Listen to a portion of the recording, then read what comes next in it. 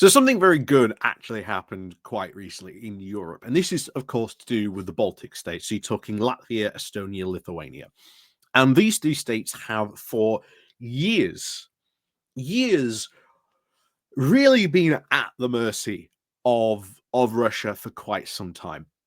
And why is this? Well, first of all, two of them do share a direct border with Russia. Um, Historically, of course, these three states were part of, the Soviet Union. They went under the, Russification, just as Ukraine did as well.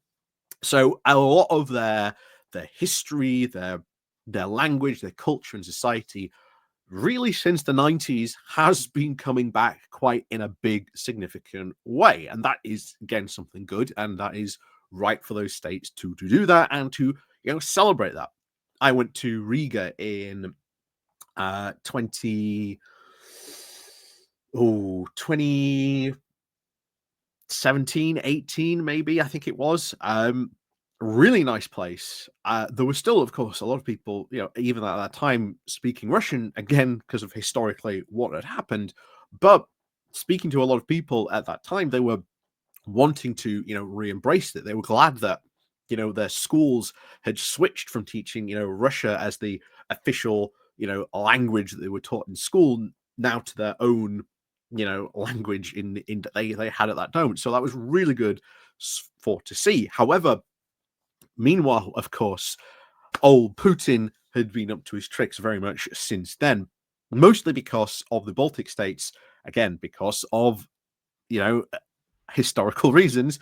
They were very, very dependent, very, very much so dependent on not only gas, but electricity as well to their countries. So they for had a long, long time, just as Poland has seen for some time, up until, again, not that too long ago. They had been very, very much at the mercy to be politically used by Putin. If Putin saw them doing something wrong, or he perceived as this is a bad action against us, well, he'd flick a switch and there'd be a power cut in the Baltic state, and there'd be very little these states could do about it. However, over time, just as we've seen with Poland, their infrastructure has been more developed. It has come along a lot way, and recently we just had the biggest ever, I think, infrastructure switch over in history. Like, I know that's probably a big statement to say, but I think it was, if not one of, because they were still very, very much, like I say, up until I think it was yesterday. I think it was when the big switchover happened.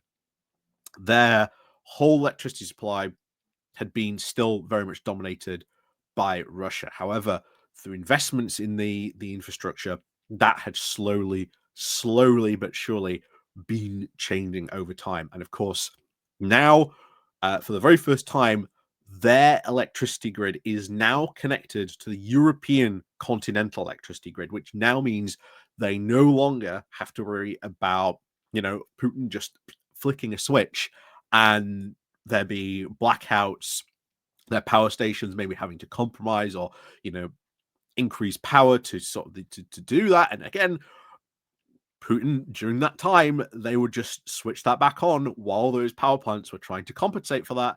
You can see the problems where this would come for their infrastructure. So now that they have completely switched over, I think this is good. However, this also comes back to an issue of European security because, again, as you may well know, there is Kaliningrad and then there is Belarus, and there's that little gap at the bottom, and that is the only gap between there and there, and that is where that connection line runs through. So once again, this goes into a real big issue of European sort of security, and especially for NATO security to defend the Baltic states in that regard. We've talked more about before on this channel, like what should happen, like what Russia might do or what it might decide to do if it decides to sort of close off that gap and try to isolate the Baltic states. If that happens, there are problems with that, because again, if your main line to the European continental electricity grid goes through there, it needs defending. So I think you are going to see sort of European defense very, very much almost laser focus on that point between those two, you know, between that area, because it is highly important and it's something that we should be watching out. However, because, well, the Baltic Sea is now a NATO lake, it does take the pressure off that. So at least that is good in some way. And I wouldn't be too surprised as well, maybe to see more infrastructure be built underneath the sea. However, once again, as we have seen very recently, that also needs protecting too. And we are seeing that happen at the moment with Operation Security Camera taking place in the Baltic Sea. So, on to this, because I want to go through this press release, because I do think it is very, very much needs to be sort of seen and sort of talked about more as an achievement. I know it's been very much celebrated in the Baltics, but a lot of other gets sort of ignored. However, I think it's well worth going through. So before we do get into that, please do remember to click the like, share, and subscribe button. Down below, there's the Patreon page, the Buy Me Coffee link, the YouTube thank you button, and of course, there's the Pony Club down below as well. So let's crack on then into this. This is the press release directly from the EU. Saying the Baltic states joined the European continental energy grid after now fully disconnecting from the Russian and Belarusian networks. So as of today, Estonia, Latvia, and Lithuania are now fully independent from Russia and the Belarus electricity systems. They have now successfully integrated into the EU internal energy market by joining the European continental network via Poland. Again, that even does mean that area now needs a lot more protection on that. This allows the Baltic states now to operate their own energy systems under the common and transparent European rules. The synchronization of the Baltics not only contributes to the security or supply of the entire union, it also supports the integration of renewable energy into the system, ultimately allowing consumers now to benefit from lower energy costs. The synchronization of the Baltics into the EU's electricity grid is now a flagship project which has been supported by the Commission and the unprecedented political, technical, and financial backing over the past 15 years. So as you can see, this has taken a long time to do. A long time to do. In fact, the cost is 1.23 billion euros. That is a lot of money, but it is entirely worth it not to be consistently blackmailed by Putin and his, energy blackmailing. And we've seen that throughout the 90s, early 2000s. Partly this is what drove them to do this. So it is good to finally sort of see these being put in.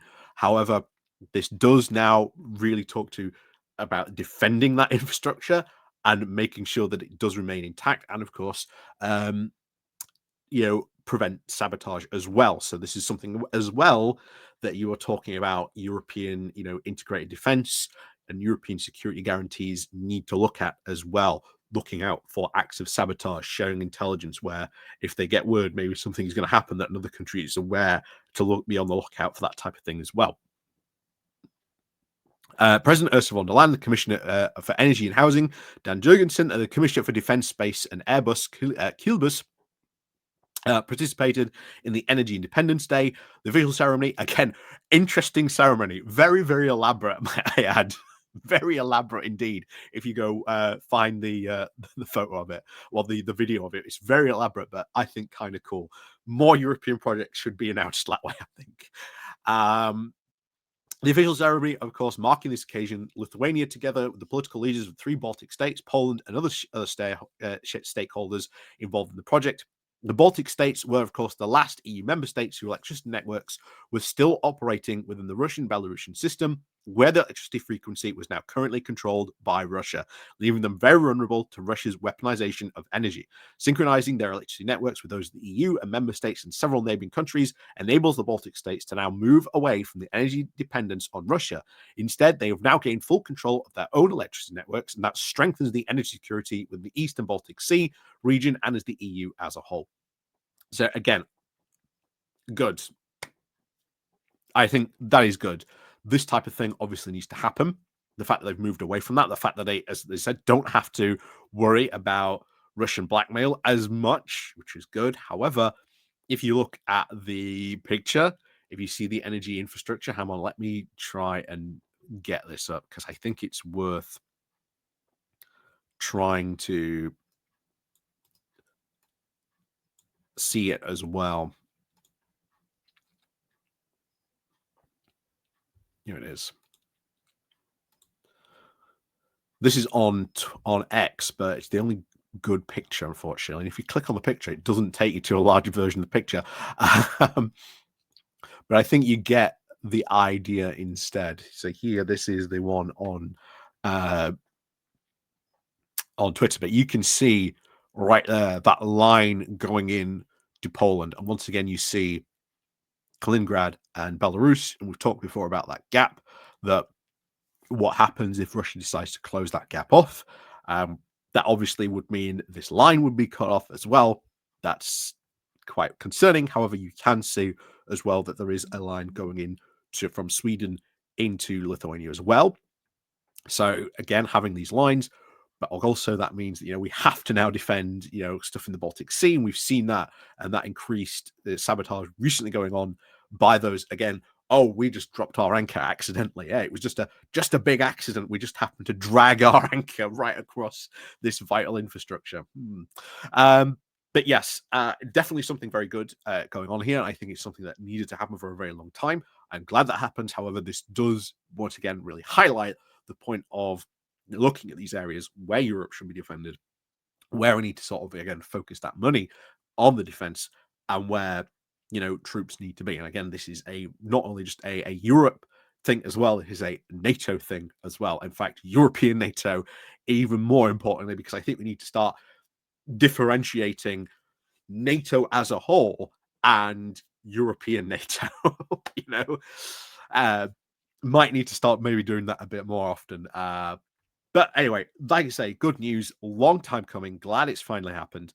And I think probably, certainly a lot less worried about, Putin using energy as a weapon to now try and, force what he wants onto these states, which again, very good, and will also deprive them of money because that means those states are now not buying energy from Russia, which will be, again, very much disadvantage to Russia in that one. So good on the EU for doing this type of thing. Like I say, these big infrastructure projects do take time, but again, worth it in the long run, because those three countries don't have to worry about being blackmailed by Russia on energy ever again, which is good. So as always, thank you very much for watching, and of course, as always, we'll see you all next time.